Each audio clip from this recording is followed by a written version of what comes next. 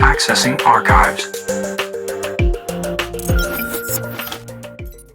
It is now time to start your journey to a better lawn. It's as simple as that. By the end of this video, you will know whether you are really ready for this. Now, I have some questions for you. Do you have time for this? Are you ready to accept roadblocks during the journey?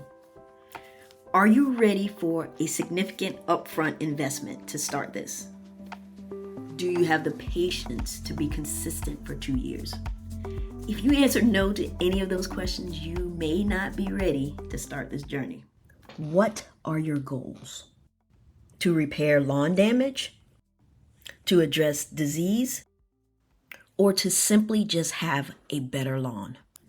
Lawn care does not pay the bills for me. I do this for fun and because I love it. I want this to be a fun journey for you as well and not complicated. When things get complicated, they become stressful, and lawn care should not be stressful. All right, let's do this. Engaging. You can't take care of your grass if you don't know what kind of grass you have. Now, if you don't know your grass type, you can look at that map and try to guess what your grass type is based on where you're located, but I really wouldn't recommend that. Now, what I do recommend is that you find your local extension office and then you take a sample there and let them positively identify it for you. You now know your grass type, so your next step is going to be to get a soil test. Now, I have people that have asked me whether a soil test is absolutely necessary. Ultimately, the answer is no, but if you really want to have a decent lawn, I strongly recommend that you get a soil test. Now, keep in mind that a soil test is not something you have to do every year, but I would be willing to bet that once you get invested in your lawn, you're gonna want to do a yearly check to see where your progress is on your soil. So, where and how do you get your soil tested?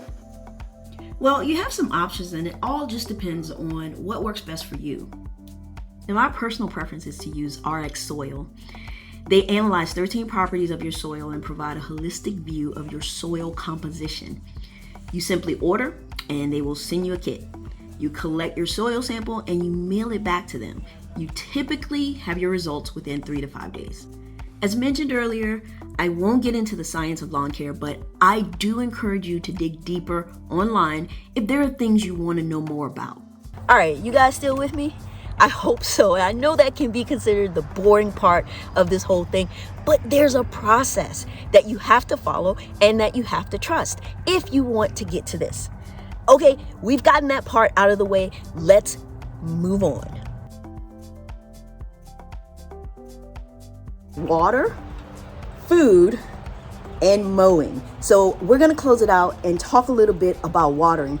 And today is a perfect day for it because it's raining today. The water from Mother Nature is the best water your lawn can get. Now, one of the most important things you can do for your lawn is measure the amount of water that it's getting. Now, for a cool season lawn, typically from spring to fall, you're gonna fluctuate on how much water your lawn needs. And there are a lot of other factors that go into how much you actually need. Like, is it shaded? Maybe your shaded areas don't need as much water. But at any rate, you need to measure that. And there are a couple ways you can do that. For the Mother Nature side of things, I use this little gauge here. I just think he's a cute little guy. There are tons of cheap gauges you can buy out on the internet. But measure that water that's coming down, because what you're gonna need to know is that, does my lawn need 1 inch per week? Or does it need 2 inches, 3 inches, whatever it is? You need to measure this that's coming out of the sky on top of your irrigation. And that is the best way to do it.